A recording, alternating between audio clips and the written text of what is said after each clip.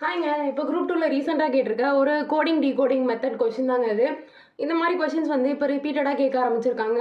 For example last time 2024ல் group 1ல கூட இதே மாதிரி ஒரு கொஷின் இருந்தது. சேம் மாடலில் தான். இப்போ வந்து இந்த மாதிரி கொஷின் பேப்பர் கொடுத்தோன்னே என்ன பண்ணுங்க அப்படின்னா, ஒரு தடவை நம்மள எல்லா கொஷினையும் பார்க்க சொல்லுவாங்க பிரிண்ட் ஆயிருக்கான்னு.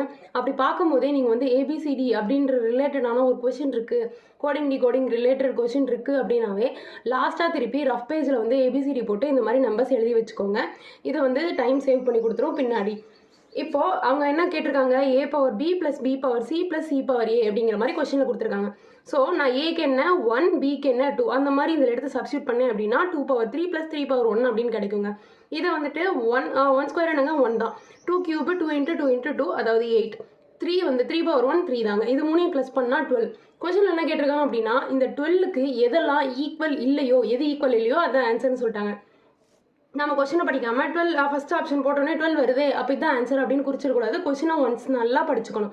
நெக்ஸ்ட் வந்து பார்த்தீங்க அப்படின்னா F into FX equal to அப்படின்னு கேட்டிருக்காங்க. ரூட் ஆஃப் எஃப்எக்ஸ் அப்போ எஃப் என்னது அப்படின்னு பாருங்கள் 6, எக்ஸ் என்னங்க 24, அப்போ 6 இன்ட்டு 24 என்னங்க 144. இதுக்கு ரூட் எடுத்தோம் அப்படின்னா 12, அப்போ இது ஆன்சர் கிடையாது. அடுத்தது பாருங்கள் எஸ் மைனஸ் ஜி. எஸ் என்னங்க 19, ஜி என்னங்க 7, அப்போது 19 மைனஸ் 7 என்னங்க வந்திருக்கும் 12.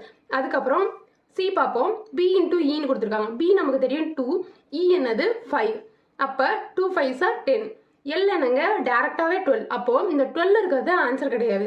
சி தான் வந்துட்டு ஆன்சர். ஏன்னா அது மட்டும் தான் 10 அப்படின்னு வந்திருக்கு, டிஃபர் ஆகிருக்கு. இதை நம்ம இங்கே எழுதியிருந்தோம் அப்படின்னா, ஸ்டார்டிங்லேயே இதை எடுத்து எழுதியிருந்தோம் அப்படின்னா நமக்கு பின்னாடி ஆன்சர் பண்ண ரொம்ப யூஸ்ஃபுல்லாக இருக்குங்க.